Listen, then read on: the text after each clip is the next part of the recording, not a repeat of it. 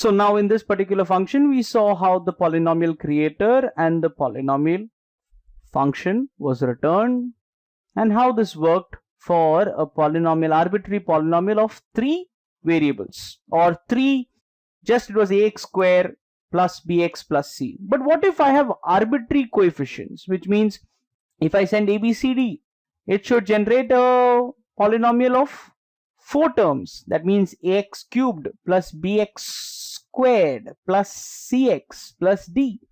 Are you able to understand? Yes, I need to have arbitrary coefficients. Is that possible? Can that be done? Yes, very much. It can be done. How is it done? Let's have a look. Let's say I'm going to say something like this. Let me say I'm going to say def. Okay. Here, instead of saying ABC, I'm going to put arbitrary coefficients, which means I need to use star coefficients. It's going to be taken, if you remember, right? Star coefficients, it's going to be taken into a list. Yes? Now, after taking them, what must I do? In polynomial of x, I cannot directly say ax square because I do not know how many other coefficients there. Let me define a variable or an object. Let me say in reference to an object, res or response is equal to 0.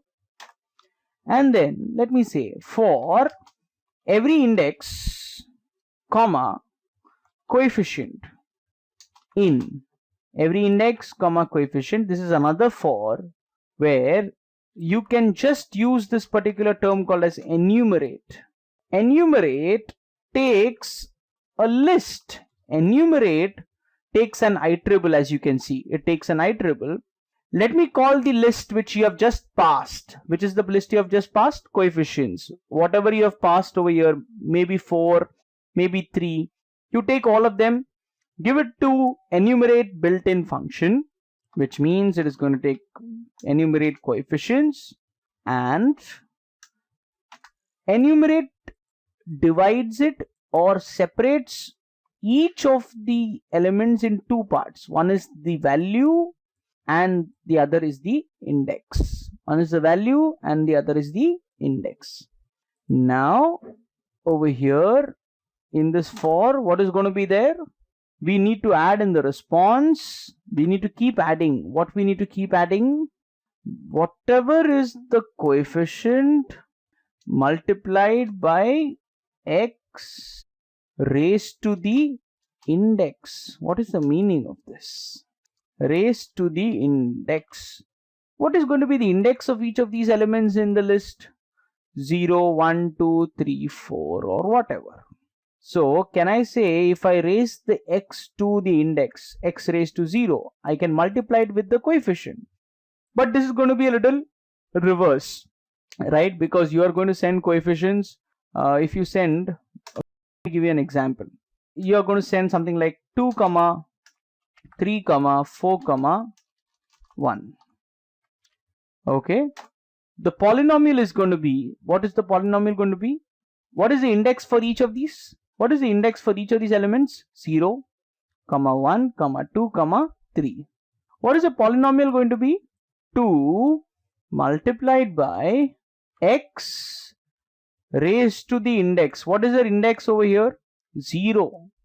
Index over here is 0. X raised to 0 is nothing but 1. So it's going to be 2 plus 3 into x raised to the coefficient. What is the coefficient? 1. X raised to 1 is x plus 4 into x raised to 2. This is going to be x squared plus 1 into x raised to 3.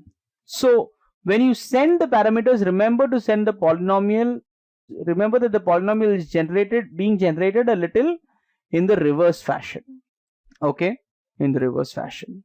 Okay, now so you have result which is going to be coefficient multiplied by x raised to index.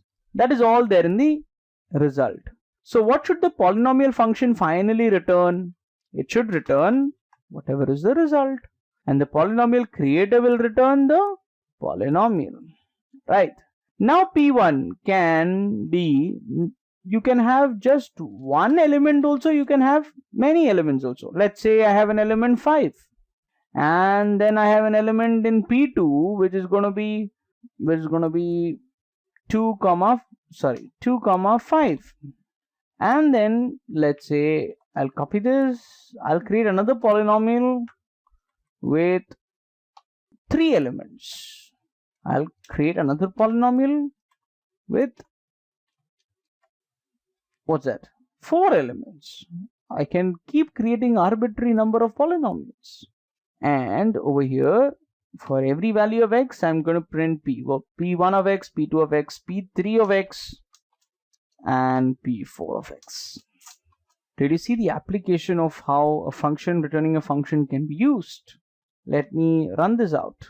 It says name P3 is not defined. Oops, sorry, I just copied pasted that, but I didn't change this. Can you see the different applications for -2? For x equal to -2, this is your polynomial 1 value, this is your polynomial 2 value, this is your polynomial 3, this is your polynomial 4. For x is -1, this is your polynomial 1, 2, 3, and 4. For x is 0, this, and this, right? So this is how we understand how to give back a response when the coefficients are arbitrary. Fine.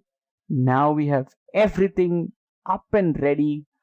We can start with our simple decorator. Here we are, a very huge introduction to decorators, a very important concept in Python. Here we'll start off with a decorator. Okay,